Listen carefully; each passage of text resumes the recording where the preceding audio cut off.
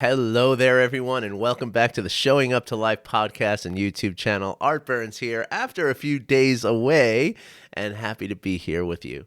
Not that I went away, the podcast went away for a few days. I just was very, very busy this past week. Also, kind of going through some stuff, some turbulence, if you will. We hit a little patch of turbulence. The captain turned the fasten seatbelts on, sign on, and I had to, be still for a few days, and sometimes that's what it takes, right? Now, I often talk about this with my clients, right? That we have to remember that what we can give in any given moment or any given day, is different from every other moment and every other day, right? Which is to say that, and this is the way I love to phrase, and I read this at one point, if all you have is 40% to give, and you give that 40%, well, you've given 100% of what you have to give, right? And that is to say that, we have these sort of standards that we live by. We set our goals, we set our sort of, benchmarks of what we, the sort of parameters or paradigm, if you will, of how we believe we should live. Yeah. And, that has to, be flexible. That has to be non-rigid. That has to be, malleable, per what we're experiencing, right? Because every single day you are not the same. You go through difficulties, you go through times of great happiness and ease in which then you can give more than you thought you could. But there's lots of days where you just can't. And so what I tell my clients a lot is that this is part of the awareness that we work, that we develop through the mindfulness practices, right? The awareness of, where am I right now? What not where am I in the world, and like just waking up, like where am I? That's very important to understand too. But where am I emotionally? Where am I physically? Where am I in my mind? Because on some days, right, I might be very drained physically. I might be feeling a heaviness of the emotions. My mind might be, churning and bouncing around with some difficulty that I'm trying to, manage in my life, or and we're going to get into this topic in just a second, but let me finish this up real quick, right? The idea is to be aware of that moment by moment, right? Because it's not even day by day, right? Because throughout the day it changes, right? You might wake up feeling tired, but then maybe you have an interaction with somebody and then you feel energized. And now all of a sudden, where I thought, oh man, this is going to be a crap day. I only have, 30% in the tank, that I can give. And now all of a sudden I feel like, wait a minute, no, I got this. I can do something big today. So it's, the important thing is though, to allow ourselves to be where we're at. Because you can't change that necessarily. I mean, yes, you can. You can drink coffee if you're tired. You can go for a walk if you're, feeling anxious, or, depression is certainly helped by physical activity, right? We can always, shift our emotions by putting on, some comedy or something like that, right? Yes, you can change things, right? But do we want to? Right? That's the question.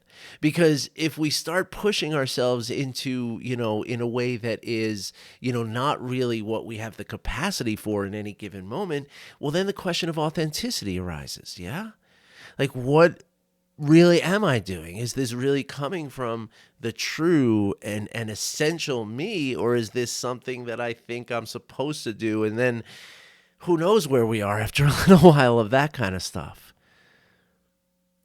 And so Thich Nhat Hanh has a beautiful practice about this. If you ever were in a Thich Nhat Hanh, sort of group, whether it was him personally or one of his, sort of, for lack of a better word, disciples, right? The first thing they would ask is, what's your weather right now? And that means not to look outside and say, oh, it's sunny or it's cloudy or something, but like the weather outside, right? There's a lot of different variables involved, right? There's not just temperature. There's also, how sunny or cloudy it is, how windy or still it is, how humid or dry it is, how, all kinds of different, aspects of the weather.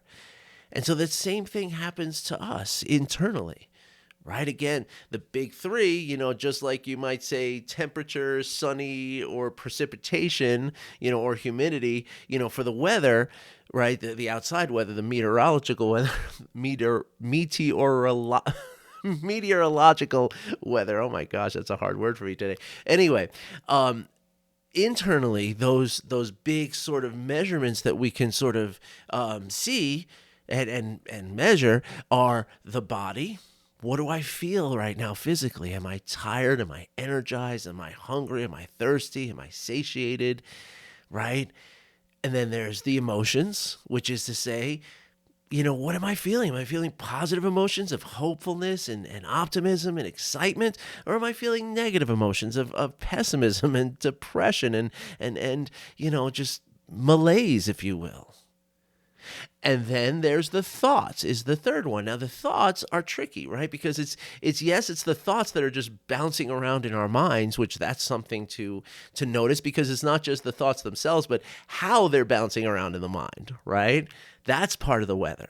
Not just the thought itself, like, yes, I'm thinking of something happy or positive is one measurement, but the other measurement is how those thoughts are either, are they slowly and easily coming through my mind, or is it like a freight train, or like I said the other day, like Ricochet Rabbit in my mind, right? But then there's another aspect to our thoughts, which is the story in our mind. Yeah, that's the story that we're telling ourselves day by day. That's good. That's not good. Do this. Don't do that. This is cool. That's embarrassing. Right? All those kind of things that are going through our mind. So when we ask ourselves, what is my weather right now in this moment? Is sort of taking a reading of all of that. Now, we don't have to be so methodical about it. We don't have to like write it down and measure it with instruments and stuff like that, but just to have a familiarity, because that is what's telling us, what do we have to give today? And some days we look at all that and we say, you know what? I got to cut back everything that's not essential right now. I'm not saying that anybody should quit your jobs. And again, this is something else I'm very careful to tell my clients. It's not saying like, okay, well, just don't go to work for 5 days and who cares, because you need to take care of yourself, right? No, because that's what we might call a maladaptive coping mechanism, right? Because ultimately that's going to wind up in a financial difficulty, which is going to cause its own level of stress and its own weather pattern, and going to lead to much probably bigger problems than you're feeling right now, perhaps, right? So the idea is that we don't just cut ourselves off from life and stop doing things, but what we do is we ease ourselves in and we say, okay, what can I not do today? What can I reschedule? What can I call in sick? Maybe that's the answer. Right? Can I get away with just making these 3 phone calls out of the 13 that I'm expected to make today? Because again, pushing yourself creates more of that weather, which could wind you up in a place that is, again, more difficult than what you're feeling now. But you're trying to push yourself through what you're feeling now for the sake of productivity or just to feel good about yourself or whatever. And then that becomes the question, why am I doing this, right? Like, what is my motivation here? Yeah? Now, again, all of this naturally occurs when we functionally learn and practice how to check in with ourselves, with our weather, moment by moment. Now, this brings me, sorry for burying the lead once again, but this brings me to the topic that I wanted to discuss with you today. And there's a couple different parts to today's topic, so I hope I didn't take up too much time already. I think we're okay. So I saw a Facebook post the other day. It was one of these sponsored posts, right? Anytime, just for your information, in case you don't know, anytime you see, like it's a person's name with a post and it says sponsored underneath, that's an advertisement. Okay, I do them. Lots of people do them. You can just, pay Facebook like $10 a day or $50 or $1,000, whatever you want to pay. And Facebook will show that post to more people, right? So that's why sometimes you see somebody who's not a friend, not in your network, but you're seeing their stuff in your feed, right? So anyway, I saw one of these posts, and when you see a sponsored post like that, and again, guilty as charged myself, although I'm always a little different from the rest of them, but what they're trying to do is they're trying to create engagement, right? So and through that engagement, what they do is they increase their network. And by increasing their network, when they put something up for sale, there's more people who are seeing that thing. So, 10% return, if you will, like you always expect, maybe 10% of the people who see an advertisement are going to, buy the thing, right? So, so obviously if you have 1,000 people, is better than having, 10% of 1,000 is a larger number than 10% of 100, obviously, right? So the way that they create this engagement is usually by asking a question. Okay. And for all of you out there who are budding entrepreneurs out there, this is probably valuable for you, because when you ask a question, again, what that does is that creates engagement, right?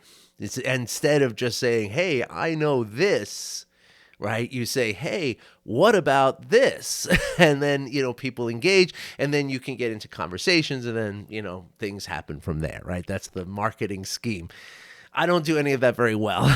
Okay. But I just, just a little background there for you. But anyway, the sponsored ad that I saw the other day asked this question: who do you turn to when the world is falling apart around you? Okay. Now there's two things. Now, I did a Facebook post after that, not a sponsored post, although maybe I should. But I did a post after that addressed two things in that question. Okay. I'm going to take them one at a time for you. The first, and this is probably the most important, and I don't know, that's not true. That's not true. They're equally as important, at least equally as important. When most people say the world is falling apart on me or around me, right? What they mean, what they're really saying, most people, not everyone, most people, what they're really saying is my world is falling apart around me. Now, the irony is, and tragic irony indeed. I mean, I'm smiling because irony always makes me smile, I guess. But this is kind of tragic irony, right? Because there are aspects of the world that are in grave condition. There's war, there's famine, there's exploitation, there's exploitation of people and of resources. There's poverty. There's wildfires, there's chemical spills, there's terrible environmental things that are happening to the earth. Now, one thing I can sort of parenthetically say here is that the world is going to be fine. But the earth is going to be here for billions of years, with or without us, right? So the inhabitants of this world are on shaky ground at least, but the world itself is going to be here forever. Well, not forever, but for billions of years. So then the question is, when we say the world, and I'm sorry, back to the irony, pardon me. The irony of this is that when somebody says the world is falling apart, or if they are specific and say my world is falling apart, what they're not doing is they're not looking at those aspects of the world that actually are, in a way, falling apart. Right? They're not thinking about the children in war-torn regions. They're not thinking of the impoverished and the starving and the environmental calamities and global warming and wildfires and stuff like that, right? They're not thinking of all that stuff because, again, what they mean really when they say the world is falling apart, they mean their world is falling apart. They mean my world is falling apart. And so they're not thinking about the world and the problems that the world faces. Instead, they're thinking that the things that are falling apart are, I'm not going to get that job I applied for, or I'm not going to be able to pay my rent next month, or how am I, this person that I really like isn't going to, I'm not going to be able to ask them out, or they're not going to want to go out with me, or, where am I going to go on vacation? My vacation plans got ruined, right? These are the things that they're thinking of when they say the world is falling apart, because that is their world that is falling apart. Because the reality is that we're all living in essentially kind of two different worlds, right? There is the world of the sort of objective reality, right? There's people out there, there's, the sun is shining, or there's clouds, there's a wildfire, there's not a wildfire. There's red car just drove by and I just heard an ambulance, right? Those are objective reality items, right? They are something that we can all see and we can all agree on, right? Yeah, there's an ambulance. Okay. There's a helicopter. Okay. There's a person. There's a woman with a child. Okay. Right? These are the three-dimensional objective reality. But then there is the way that we perceive that objective reality. And that is a much less or much more difficult to sort of substantialize or to quantify or to be objective about. Because the way we perceive what is happening is reliant on that weather. Now, I always use the simple, very simple example, right, of two people walking up to a dog, right? A dog's on the corner, a little black lab with a red collar on it, and his owner's just standing there on the corner waiting for the light to change, right? And two people walk up to this dog, right? Now, one person on the right, oh, wow, I love dogs. I had a dog when I was 8 years old, and Christmas morning, my mom put him in the little box, and it was shaking under the tree. We were so excited, and that dog became my best friend until I went to college, and it was amazing. I can't wait to get to this dog. I want to pet him. I want to, kiss his face, But then the person next to him or her... Maybe this person, didn't have any animals growing up. They didn't have pets. And the only experience that they have with a dog was a black dog that looked kind of like that one that chased them one time when they were 8 years old. And they got bit. They had to go to the hospital and get a tetanus shot. And it was really, or a rabies shot. And it was really, a very traumatizing experience for them.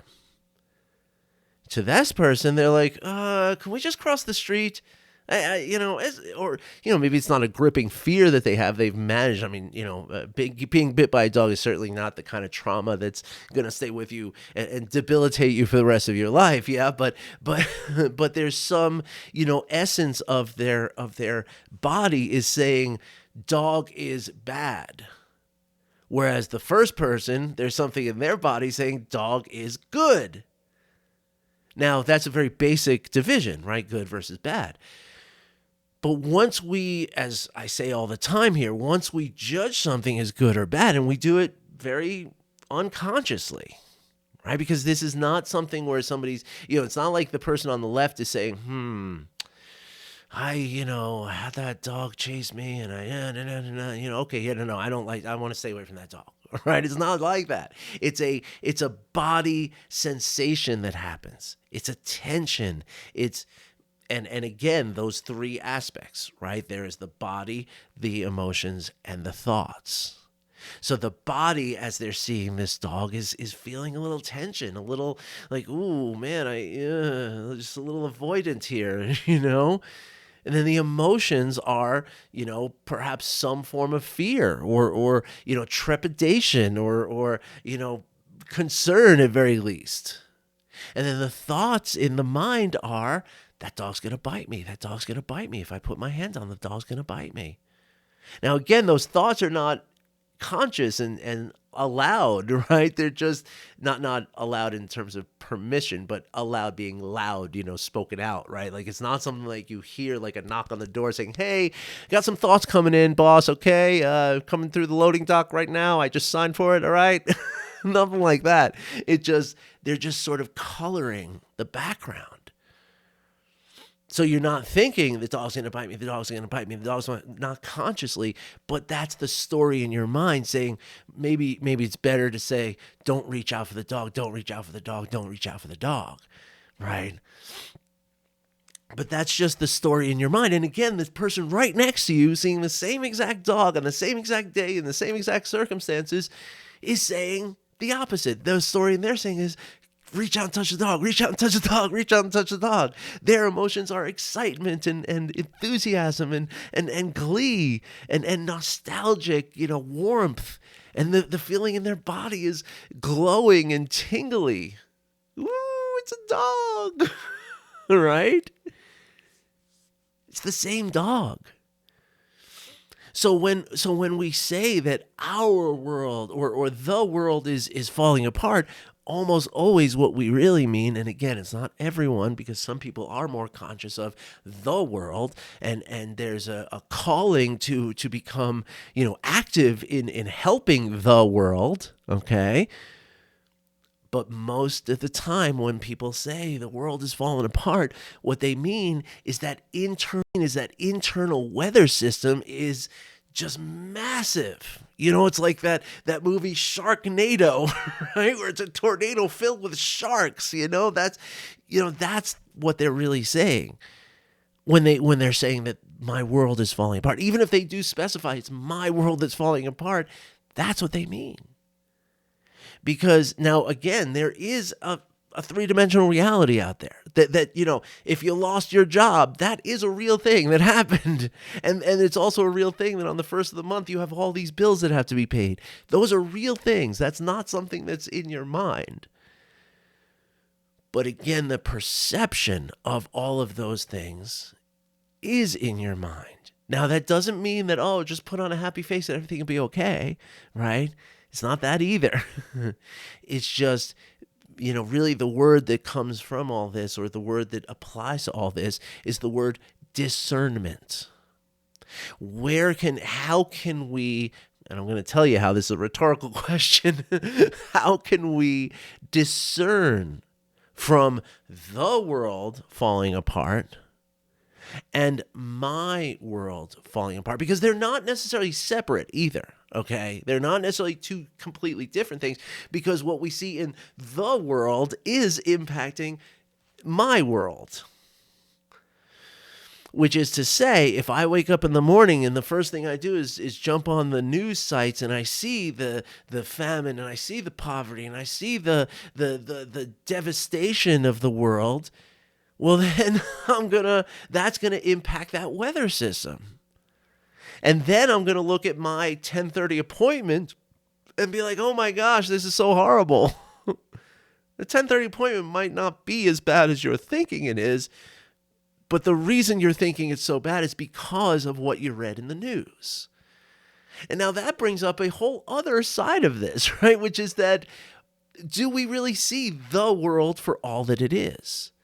Because yes, there is war. Yes, there is destruction. Yes, there is crime and poverty and exploitation and horrible, meaningless deaths all the time.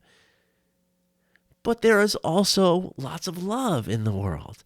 There are people right now doing wonderful, amazing things to contribute to the positive healing of the world. There are people dedicating their lives to helping others. There are, as much as we might think, well, there's people being shot every single minute in America, there's also people being born and people making love and people getting married every single minute too. And so this is also part of the discernment. Are we seeing it for what it really is? Now, the only way, and as I said, how do we discern? The only way we can cultivate this ability to discern all this is through awareness, and a special kind of awareness, as you know, non-judging awareness. Just accepting that this is what is right now, and can I see it as clearly as possible? And again, the only way to do that is to bring our attention to the moment now. And as we cultivate this attention training, we develop an open awareness to see, not just, and to recognize that when we're just reading the newspaper, we recognize, okay, the newspaper, or I'm dating myself, right? There's no newspapers anymore. There are some. I mean, I think the New York Times costs like $5 just for like a weekday edition now, which is like, oh my gosh, who would pay that much for a newspaper? But anyway, but you log on to CNN.com, right? That as we cultivate this awareness and this attention training, what we come to is critical thinking, which is the ability to recognize that, okay, CNN here is selling advertising, and the advertising works when more people are clicking on this story here, and more people are going to click on a negative story than are going to click on a positive story. And so therefore, they're just showing me the negative stuff. Now, there's other news networks. There's a network I always recommend to my clients. It's called the Good News Network, which is a news network of just stories of positive stuff happening in the world. You should check it out, goodnewsnetwork.com. There's an app you can download.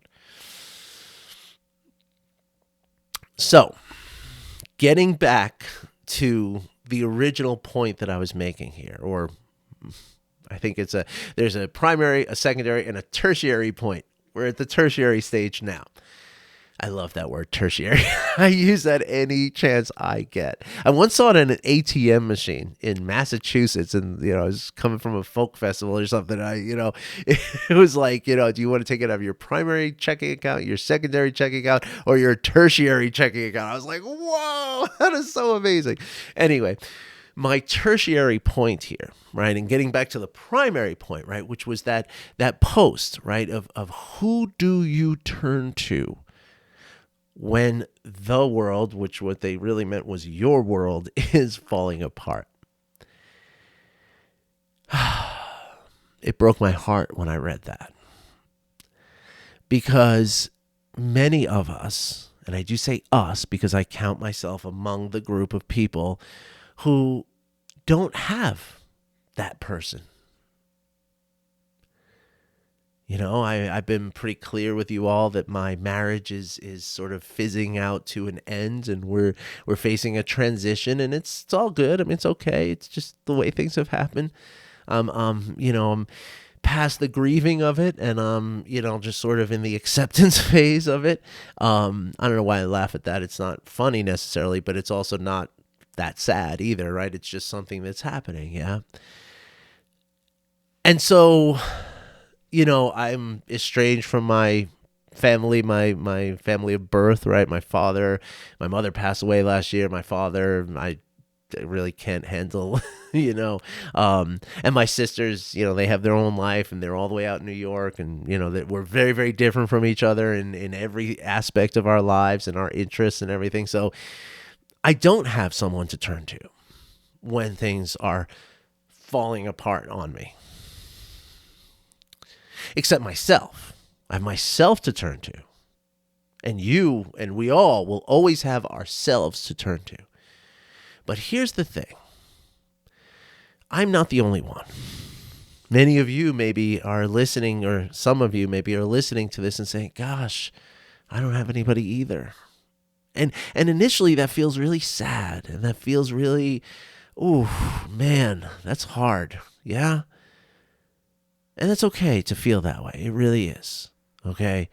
But at the same time, once you get through that sort of grief feeling and acknowledge and feel the sadness in that, feel the loneliness a little bit in that, right? But then we come to a recognition and an understanding that it's not necessary, it's okay that we don't have someone. As long as we can, or there are ways in which we can sort of mitigate the damaging effect of not having someone. And those are practices of self-compassion and kindness for ourselves. And that's one thing that we have to work on. And if any of you are resonating with this right now and you're like, oh my gosh, I need to learn this, please email me right now. art@artburnscoaching.com. Email me right now. We will set up a conversation. I don't have to sell you anything, okay? I can just talk to you for 15 minutes, and I'll give you a very easy and simple practice you can start doing right now to cultivate this ability to turn towards ourselves in those times of solitude. And part of the practice is recognizing that we're not as alone as we think we are. All right? But the other side of this, and the thing that I really wanted to drive home to you today, is that we are able to, some might even say we ought to, recognize that there's a lot of people out there who don't have anyone and whose world is falling apart right now. Right? There's people out there who are living moment by moment in fear and in agonizing, crippling fear sometimes. There's people out there who feel, completely pessimistic, who have lost all hope even. People who are thinking, that it's better to get out of this whole thing. You know what I mean? And so as we're walking through our lives, even if we're experiencing that sort of, difficulty in our moment, even when our weather is storming with, sharknadoes and hurricanes and tsunamis and everything else that's going on inside of us, we have the power to meet everyone. And that's not saying, oh, hi, my name's Art, but like just interacting, even if it's just a passing glance of someone in a supermarket. We have the ability or the access, the permission, if you will, to be kind, to act from a place of kind intention. And again, that doesn't mean like stopping everybody and saying, hey, do you need somebody to talk to? Right? I mean, that's not realistic. But what it can be is just recognizing that this person in front of me, they might be going through something difficult. So what can I do to just not, and again, I don't have to solve their problems. That's not my job. It's not your job either. But my job is to meet the moment at the very minimum with a level of kindness. Because how could that possibly hurt anyone? It doesn't cost me anything to do. It doesn't take any extra energy of me. In fact, and this is borne out by hard-nosed neuroscientific research, that as I practice kindness and compassion that flows from kindness, as I practice these things, I am actually cultivating a well-being, a physiological well-being in my brain and my nervous system. I am promoting integration in these regions by practicing kindness. And again, kindness is not the act, right? Kindness is not doing something. Kindness is what motivates the act, which again does not need to be anything specific. Kindness could just be making eye contact with someone and smiling. I mean, you'd be amazed at what a smile can do to someone else's nervous system. Maybe in that moment in the pasta aisle at the supermarket, this woman that I just passed is going through that Sharknado in their mind. Maybe they're telling themselves this story that's just really, really difficult right now. And seeing me with a warm smile, maybe that shifts it just a little bit. Maybe that's just a glimmer of light that says, wait a second, maybe it's not as horrible as I'm thinking it is. And again, this is not a conscious thought that's going on, but it's just a sort of shift that might happen. Might not happen, but just the off chance that it might, what harm does it do? And so kindness and again, I cannot stress enough how kindness is good for you to practice and good for me to practice, not to receive, but to practice It's positive for you. But then ultimately, kindness becomes a sort of equanimity. We meet each moment, moment by moment, with this energy of kindness. Now, again, this is doing you a lot of benefit while you do this, but it also means that, you don't have to know if somebody's having a difficult time, or maybe, this person might have just won the lottery and this person just lost their job. It doesn't matter. I mean, it matters to them, of course, but it doesn't matter to me what's going on with any of these folks, because I'm just going to meet all of it with kindness. And this ultimately, through the integration of the brain, I mean, you hear me talk about Dan Siegel a lot, the world-renowned neurobiologist, author, teacher, psychiatrist, just all kinds of, head of a UCLA department. Really, really awesome guy, right?